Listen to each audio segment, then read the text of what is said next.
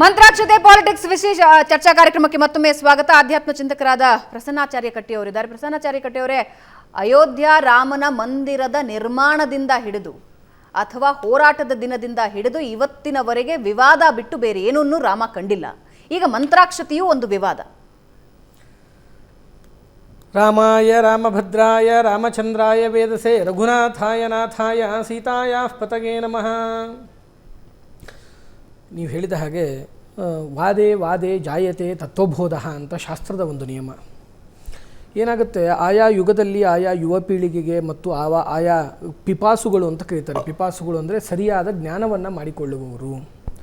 ಎಷ್ಟೋ ತಪ್ಪು ಕಲ್ಪನೆಗಳಿರ್ತದೆ. ಒಬ್ಬನಿಗೆ ಬಾಲ್ಯದಲ್ಲಿಯೇ ಜ್ಞಾನ ಆಗ್ತದೆ, ಒಬ್ಬನಿಗೆ ಮಧ್ಯಮಾವಸ್ಥೆಯಲ್ಲಿ ಜ್ಞಾನ ಆಗ್ತದೆ, ಇನ್ನೊಬ್ಬನಿಗೆ ಒಂದು ವಾರ್ಧಕಾವಸ್ಥೆಯಲ್ಲಿ ಜ್ಞಾನ ಆಗ್ತದೆ, ಇನ್ನೊಬ್ಬನಿಗೆ ಮುಪ್ಪಿನ ಅವಸ್ಥೆಯಲ್ಲಿ ಜ್ಞಾನ ಆಗ್ತದೆ. ಹಾಗೆ ಜ್ಞಾನ ಆಗೋದಕ್ಕೆ ಈ ಥರದ ಚರ್ಚೆಗಳು ಬಹಳ ಅವಶ್ಯಕ. ಅದನ್ನು ಸಮಾಧಾನದಿಂದ ಸರಿಯಾಗಿ ತಿಳಿದುಕೊಳ್ಬೇಕು. ಇಲ್ಲಿ ಒಂದು ವಿಷಯವನ್ನು ನೀವು ಅರ್ಥ ಮಾಡ್ಕೊಳ್ಳೋಣ. ಮೇಡಮ್ ಅವರು ಹೇಳುವಾಗ ಹೇಳಿದರು 4 ಕಾಳು ಅಕ್ಷತೆ ಅಂತ. ಮಂತ್ರಾಕ್ಷತೆಗೆ ಮಹತ್ತರವಾದಂತಹ ಸ್ಥಾನವನ್ನು ಧರ್ಮಶಾಸ್ತ್ರದಲ್ಲಿ ಕೊಟ್ಟಿದೆ. ಅದು ಇವತ್ತು ನಿನ್ನೆದಲ್ಲ.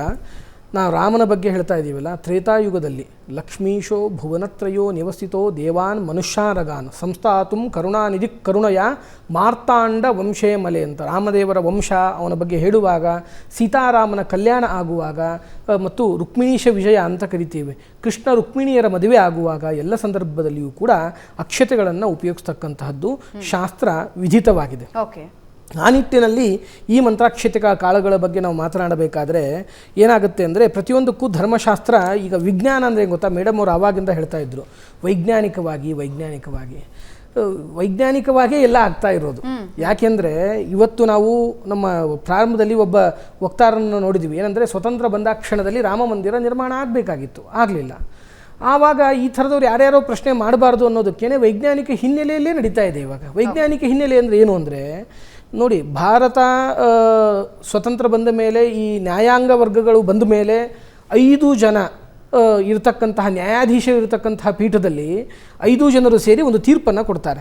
ಆ ತೀರ್ಪನ್ನು ಕೊಡಬೇಕಾದ್ರಲ್ಲಿ ಏನಾಯ್ತದು ವೈಜ್ಞಾನಿಕ ಹಿನ್ನೆಲೆಯಲ್ಲೇ ನಡೆದಿದೆ. ಭೂ ಸಂಶೋಧನೆ ಆಗಿದೆ. ಕೆ ಮಹಮ್ಮದ್ ಅನ್ನೋರು ಎಷ್ಟೋ ಜನ ಮಾತನಾಡ್ತಾರೆ.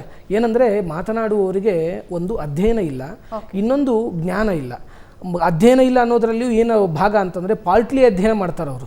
ಏನಂದರೆ, ತಮಗೇನು ಬೇಕೋ ಅಷ್ಟು ಮಾತ್ರ ಓದ್ಕೊಂಡ್ಬಿಡೋದು, ಅದನ್ನ ಬಿಟ್ಬಿಟ್ಟು ಬೇರೆದನ್ನೆಲ್ಲ ಬಿಟ್ಬಿಡೋದು, ಅದಲ್ಲದೆ ಬೇರೆ ಬೇರೆ ಅರ್ಥಗಳನ್ನು ಮಾಡ್ತಕ್ಕಂಥದ್ದು. ಈ ನಿಟ್ಟಿನಲ್ಲಿ ಕೆ ಮಹಮ್ಮದ್ ಅವರು ಹೋಗಿ ಭೂ ಸಂಶೋಧನೆಗಳನ್ನು ಮಾಡಿ ಭೂಮಿಯಲ್ಲಿರ್ತಕ್ಕಂಥ ಕುರುಗಳನ್ನು ತಂದು ನ್ಯಾಯಾಧೀಶರ ಮುಂದೆ ನ್ಯಾಯಾಂಗಕ್ಕೆ ನ್ಯಾಯಸ್ಥಾನಕ್ಕೆ ಇಟ್ಟಾಗ್ಲೇ ಬಂದದ್ದು. ಇವನೊಂದು ವಿಚಿತ್ರವನ್ನು ಅರ್ಥ ಮಾಡ್ಕೊಳ್ಳಿ. ಯಾರಿಗೂ ಕೂಡ ಏನಾಗ್ತಿದೆ, ಮಂತ್ರಾಕ್ಷತೆ ಮೇಲೆ ಇವರ ಕಣ್ಣು ಬೀಳುತ್ತದೆ, ಗುಬ್ಬಿ ಮೇಲೆ ಬ್ರಹ್ಮಾಸ್ತ್ರ ಅಂತಾರಲ್ಲ ಹಾಗೆ ಒಂದೊಂದು ಅಸ್ತ್ರಗಳನ್ನು ಒಬ್ಬೊಬ್ಬರ ಮೇಲೆ ಪ್ರಯೋಗ ಮಾಡಬೇಕು. ಹಾಗೆ ಒಂದು ಚಿಕ್ಕ ಗುಬ್ಬಿ ಮನೆ ಮೇಲೆ ಬ್ರಹ್ಮಾಸ್ತ್ರವನ್ನು ಪ್ರಯೋಗ ಮಾಡೋದು. ಅಕ್ಷತೆ ಕಾಳಿನಿಂದ ಹಾನಿ ಇರತಕ್ಕಂಥದ್ದು ಏನೂ ಇಲ್ಲ, ಒಂದೇದು. ಆದರೆ ಲಾಭಗಳು ಬಹಳ ಇದೆ. ಆ ನಿಟ್ಟಿನಲ್ಲಿ ಇಡೀ ನಮ್ಮ ಭಾರತದ ಇತಿಹಾಸದಲ್ಲಿ ಮೊಟ್ಟ ಮೊದಲ ಬಾರಿಗೆ 5 ಜನರನ್ನು ಒಳಗೊಂಡಂತಹ ನ್ಯಾಯಾಧೀಶರ ಪೀಠ ಸಂಪೂರ್ಣ ಸಹಿಯನ್ನು ಹಾಕಿ ಒಪ್ಪಿಕೊಂಡಂತಹ ಒಂದು ಉತ್ತಮವಾದಂತಹ ಜಡ್ಜ್ಮೆಂಟ್ ಅಂತಂದ್ರೆ, ಒಂದು ಆರ್ಡರ್ ಅಂದರೆ ಅದು ನಮ್ಮ ರಾಮ ಜನ್ಮಭೂಮಿ ಆರ್ಡರ್. ಒಂದು ನಿಮಿಷ, ಒಂದು ಸೆಕೆಂಡ್ ಸಮಯವನ್ನು ಕೊಡಿ. 4 ಕಾಳು ಅಕ್ಷತೆ ಬಗ್ಗೆ ಅವ್ರು ಹೇಳ್ತಾ ಇದ್ದಾರೆ.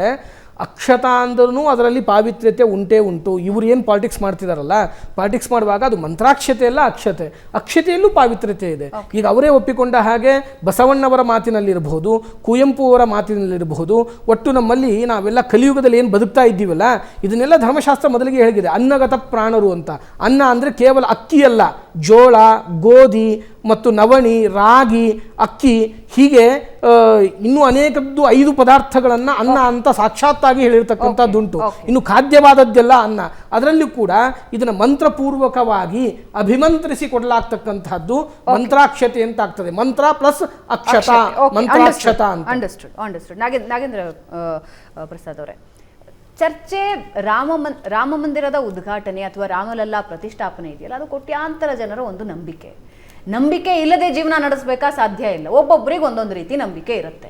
ಆ ನಂಬಿಕೆಗಳಿಗೆ ಬೇರೆ ಬೇರೆ ವಿಧಗಳಿರುತ್ತೆ. ರಾಮ ಮಂದಿರ ಅಲ್ಲಿ ನಿರ್ಮಾಣ ಆಗಬೇಕು ಅನ್ನೋದು ಹಲವರ ನಂಬಿಕೆ. ಆದರೆ ಮಂತ್ರಾಕ್ಷತೆಯಲ್ಲೂ ಕೂಡ ಒಂದು ಪಾಲಿಟಿಕ್ಸ್ ಮಾಡಬಹುದು ಅನ್ನೋದು ಬಹುಶಃ ಇವಾಗ ಗೊತ್ತಾಗ್ತದೆ. ನೋಡಿ, ನಾನು ಅಷ್ಟು ವೈಜ್ಞಾನಿಕವಾಗಿ ಮಾತಾಡೋದಕ್ಕಿಂತನೂ ನಾವು ಇವತ್ತಿನ ಇರ್ತಕ್ಕಂಥ ಕಾಲಘಟ್ಟದಲ್ಲಿ ಪ್ರತಿಯೊಂದು ಜಾತಿ ಧರ್ಮಗಳಲ್ಲಿ ಒಂದು ಕಾಣದ ಶಕ್ತಿಯನ್ನು ನಾವು ನಂಬಿ ಪೂಜೆ ಮಾಡ್ತಕ್ಕಂಥದ್ದು ಎಲ್ಲ ಜಾತಿ ಧರ್ಮಗಳಲ್ಲಿ ಇರ್ತಕ್ಕಂಥದ್ದು, ಅದನ್ನೆಲ್ಲರೂ ಒಪ್ಕೋಬೇಕು. ಇವತ್ತು ಯಾವ ಕಾಂಗ್ರೆಸ್ ಅವರು ಈ ವಿಚಾರವನ್ನು ಎತ್ತಿದ್ದಾರೆ, ಅವರ ಹೆಸರುಗಳಲ್ಲಿ ಸಿದ್ದರಾಮಯ್ಯ ರಾಮನ ಹೆಸರು ಯಾಕೆ ಇಟ್ಕೊಂಡ್ರು ಮತ್ತು ವಿರೋಧ ಮಾಡ್ತಕ್ಕಂಥವ್ರು? ಒಂದು ನಿಮಿಷ, ಯಾಕೆ ಬೇರೆ ಹೆಸರುಗಳಿರಲಿಲ್ಲ ಅವ್ರಿಗೆ? ಹಾಗಾದ್ರೆ ಅಲ್ಲ, ಬುದ್ಧಿ ಬಂದ ಸ್ವಾಮಿಗಳು ಒಂದು ನಿಮಿಷ ನೋಡಿ, ಆಯಾ ಧರ್ಮಗಳಲ್ಲಿ ಈಗ ಕ್ರಿಶ್ಚಿಯಾನಿಟಿಯಲ್ಲಿ ತಾವು ನೋಡ್ತಾ ಇದ್ದೀರಾ ಯೇಸು ಹೆಸರುಗಳು ಇಟ್ಕೊಂಡಿರ್ತಕ್ಕಂಥದ್ದು, ಮುಸ್ಲಿಮರು ಅವರ ಧರ್ಮದಲ್ಲಿರ್ತಕ್ಕಂಥ ದೇವರುಗಳ ಹೆಸರು ಇಟ್ಟಿರ್ಕೊಂಡು, ಯಾಕೆ ಅವ್ರಿಗೆಲ್ಲ ಹಾಗಾದರೆ ನಂಬಿಕೆನ ಅವ್ರದ್ದು ಮಾತ್ರ ನಂಬಬೋದಾ? ನಮ್ಮ ನಂಬಿಕೆಗಳಿಗೆ ಕಾಣದ ದೇವರನ್ನು ಪೂಜೆ ಮಾಡ್ತಕ್ಕಂಥದ್ದು ಎಲ್ಲ ರೂಪದಲ್ಲೂ ನಾವು ಮಾಡ್ಬೋದು. ವಿಶೇಷವಾಗಿ ಇವತ್ತೇನು ರಾಮ ಜನ್ಮಭೂಮಿ ವಿಷಯ ಬಂದಿದೆ, ಇವರಿಗೆ ಎಲ್ಲೋ ಈ ರಾಮ ಜನ್ಮಭೂಮಿ ವಿವಾದವನ್ನು ಆವತ್ತಿಂದ ಕೂಡ ನಡೆಸ್ಕೊಂಬಂದರು. ಇವತ್ತು 22ನೇ ತಾರೀಕು ಏನು ಉದ್ಘಾಟನೆ ನಡೀತಾ ಇದೆ, ಉದ್ಘಾಟನೆ ನಡೆಯುವಂಥ ಸಂದರ್ಭದಲ್ಲಿ ನಾವು ಯಾವೊಂದು ಕೋಟ್ಯಾಂತರ ಜನ ಈ ದೇವಸ್ಥಾನಕ್ಕೆ ದೇಣಿಗೆಗಳನ್ನು ಕೊಟ್ಟಿದ್ದಾರೆ. ಯಾಕೆಂದರೆ ಅವರ ಭಕ್ತಿ, ಅವರೊಂದು ನಂಬಿಕೆಗಳಿಂದ ಅವರಿಗೆ ಅಟ್ಲೀಸ್ಟು ಆ ದೇವರ ಒಂದು ಪ್ರಸಾದ ತಲುಪಬೇಕಾಗ್ತದೆ. ಮೂಲ ವಿಗ್ರಹವನ್ನು ಪೂಜೆ ಮಾಡಿರ್ತಕ್ಕಂಥ ಈ ಒಂದು ಮಂತ್ರಾಕ್ಷತೆಯನ್ನು ಆಗಲೇ ಹೇಳ್ತಾ ಇದ್ರು, ಅದು 4 ಕಾಳಾಗಿರ್ಬೋದು, ಅದನ್ನು ನಾವು ಬೇಕು ಅಂತಂದರೆ ನಮ್ಮ ಅನ್ನಕ್ಕೂ ಹಾಕೋಬೋದು. ಯಾಕೆಂದರೆ ಪವಿತ್ರವಾದಂಥದ್ದು, ಅದರಿಂದ ಸಿಹಿ ಮಾಡೋಂಥದಕ್ಕೂ ಹಾಕೋಬೋದು. ಅದನ್ನು ವೇಸ್ಟ್ ಮಾಡ್ತಕ್ಕಂಥದ್ದು ಎಲ್ಲೂ ಇಲ್ಲ. ಇವ್ರಿಗೆ ಭಯ ಇರ್ತಕ್ಕಂಥದ್ದು ಏನು ಅಂತಂದರೆ, ಲೋಕಸಭಾ ಚುನಾವಣೆಯಲ್ಲಿ ಇದೊಂದು ದೊಡ್ಡ ಮಟ್ಟದಲ್ಲಿ ದೇಶದಲ್ಲಿ ಒಂದು ಏನಾದರೂ ಜನಕ್ಕೆ ಜಾಗೃತಿ ಮೂಡಿಸಿದ್ರೆ ನಾವೆಲ್ಲವೂ ಸೋಲ್ತೀವಿ ಅಂತಕ್ಕಂಥದ್ದು ಮೊದಲನೇದು. ಎರಡನೇ ವಿಚಾರ ಏನಪ್ಪ ಅಂತಂದರೆ, ಸನ್ಮಾನ್ಯ ಡಿ ಕೆ ಶಿವಕುಮಾರ್ ಅವರು ಒಂದು ಮಾತನ್ನು ಹೇಳ್ತಾ ಇದ್ರು, ಮಂತ್ರಾಕ್ಷತೆಗೆ ಇದನ್ನು ಯಾವುದು ಅನ್ನಭಾಗ್ಯ ಅಕ್ಕಿಯನ್ನು ಉಪಯೋಗಿಸ್ತಾ ಇದ್ದೀವಿ ಅಂತೇಳಿ. ಅನ್ನಭಾಗ್ಯ ಅಕ್ಕಿ ಕೊಟ್ಟಿರೋದು ಎಲ್ಲಿ? ಇವರು ಅನ್ನಭಾಗ್ಯ ಅಕ್ಕಿ ಇವರು ಏನಾದರೂ ಕೊಟ್ಟಿದ್ದಾರೆ, ಅದು ಕೇಂದ್ರ ಕೊಡ್ತಾ ಇರ್ತಕ್ಕಂಥ 5 kg ಇವರು ಸುಳ್ಳು ಭರವಸೆಗಳನ್ನು ಕೊಟ್ಟು ಅದ್ರ ಜೊತೆಯಲ್ಲಿ ಮತ್ತೆ 5 kg ಅಕ್ಕಿಯನ್ನು ಕೊಡ್ತೀವಿ ಅಂತಕ್ಕಂಥ ಮಾತನ್ನು ಕೊಟ್ಟ ಈ ಮಹಾನುಭಾವರು ಇವ್ರ ಕೈಯಲ್ಲಿ ಕೊಡೋಕ್ಕಾಗದೆ ಹಣ ಕೊಡ್ತಾ ಇದ್ದಾರೆ. ಆ ಹಣ ಕೂಡ ಬೇರೆ ರೀತಿಯಲ್ಲಿ ಪೋಲಾಗ್ತಾ ಇರ್ತಕ್ಕಂಥದ್ದು. ಯಾವ ಅನ್ನಭಾಗ್ಯದ ಅಕ್ಕಿ 5 kg ಕೊಟ್ಟಿದ್ದಾರೋ ಅದನ್ನು ಕೂಡ ಇವತ್ತು ಸರಿಯಾಗಿ ಅವ್ರ ಕೈಯಲ್ಲಿ ನಿಭಾಯಿಸೋಕ್ಕಾಗದೆ ಕಾಳಸಂತೆಯಲ್ಲಿ ಮಾಡ್ತಾ ಇರ್ತಕ್ಕಂಥ ಪರಿಸ್ಥಿತಿ ಇರುವಾಗ ಇವರು ಅಕ್ಷತೆ ಕಾಳು ಬಗ್ಗೆ ಮಾತಾಡ್ತಕ್ಕಂಥ ಶುದ್ಧ ತಪ್ಪು.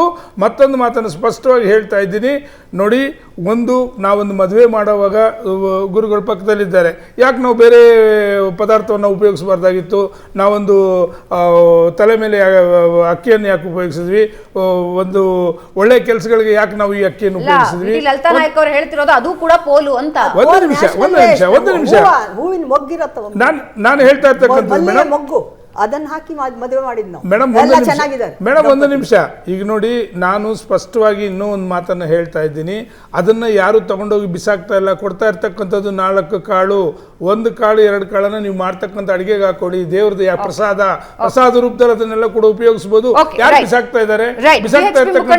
ಗೋವರ್ಧನ್ ಅವರು ನಮ್ಮ ಜೊತೆ ಇದ್ದಾರೆ. ವಿಎಚ್ಪಿಯ ಹಲವು ಸದಸ್ಯರು, ಕಾರ್ಯಕರ್ತರು ಮನೆ ಮನೆಗೂ ಹೋಗಿ ಮಂತ್ರಾಕ್ಷತೆ ಜೊತೆಗೆ ನಾನು ಈಗಾಗಲೇ ಹೇಳಿದ ಹಾಗೆ ರಾಮ ಮಂದಿರದ ಫೋಟೋ ಮತ್ತು ಅದರ ವಿವರಗಳಿರುವಂತಹ ಒಂದು ಡೀಟೇಲ್ಸ್ ಅನ್ನ ಕೊಡ್ತಾ ಹೋಗ್ತಾ ಇದ್ದಾರೆ. ಒಂದು ವೇಳೆ ಅವ್ರ ಮನೆಯಲ್ಲಿಲ್ಲ ಅಂತ ಹೇಳಿದ್ರೆ ಪಕ್ಕದ ಮನೆಯವ್ರಿಗೆ ಕೊಟ್ಟು ತಲುಪಿಸಿ ಅಂತ ಹೇಳ್ತಾ ಇದ್ದಾರೆ. ಆದರೆ ಈಗ ವಿವಾದ ಹುಟ್ಕೊಂಡಿರೋದು ಅದು ಅಕ್ಷತೆ, ಮಂತ್ರಾಕ್ಷತೆ ಅಲ್ಲ, ಅನ್ನಭಾಗ್ಯ ಯೋಜನೆಯ ಅಕ್ಕಿ. ವಾಪಸ್ ಬರ್ತೀನಿ ಗೋವರ್ಧನ್ ಅವರೇ. Will take a very short break. ಚಿಕ್ಕ ಬ್ರೇಕ್ನ ನಂತರ ಗೋವರ್ಧನ್ ಅವ್ರನ್ನ ಮಾತಾಡಿಸ್ತೀನಿ.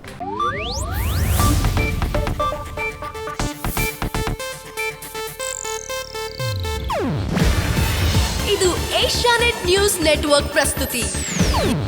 ನೀವು ನೋಡ್ತಿದ್ದೀರಾ ಏಷ್ಯಾನೆಟ್ ಸುವರ್ಣ ನ್ಯೂಸ್.